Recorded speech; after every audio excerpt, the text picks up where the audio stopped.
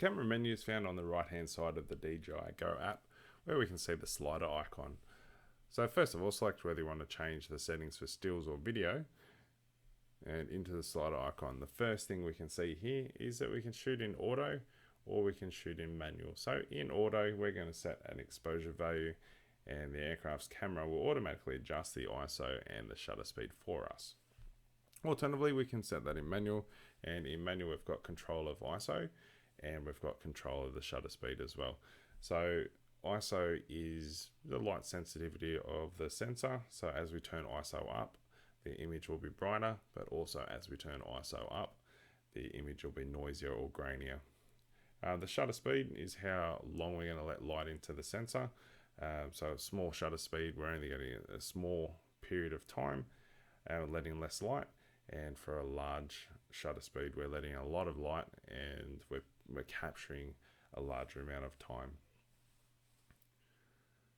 Across the next icon there, we've got how we want to shoot the photos. So I've got the option for single photos or multiple photos.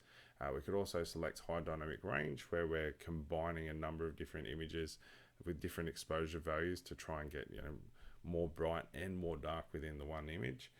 We've also got the ability to have automatic exposure brackets, so where we're taking 3 or 5 different images at different exposures to try and get the correct one for what we want. And we can also have a timed shot there as well if we choose.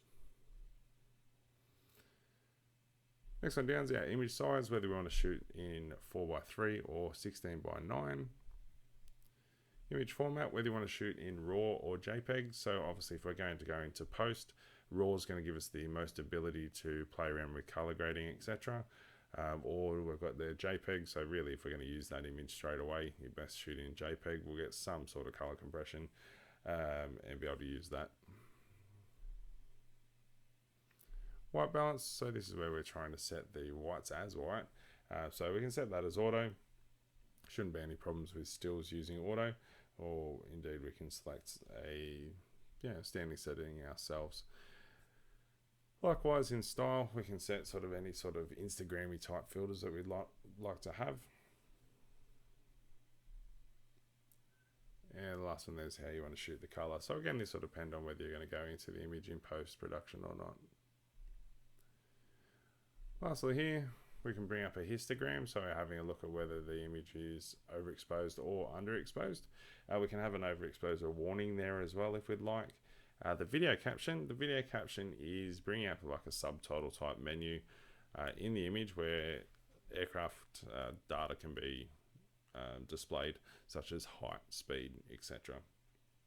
We can bring up a grid to help frame our shots. We can also have a center point, which might help frame our shots. The anti-flicker there, obviously different lights will, like working on AC, will have a different frequency. So we might change a different frequency so that we're not getting interference from lights. And the last one there, that file index mode, is how you want to file the photos, whether you want to use the next concurrent number, say 5223, or you want to restart it as 1 when you format the SD card.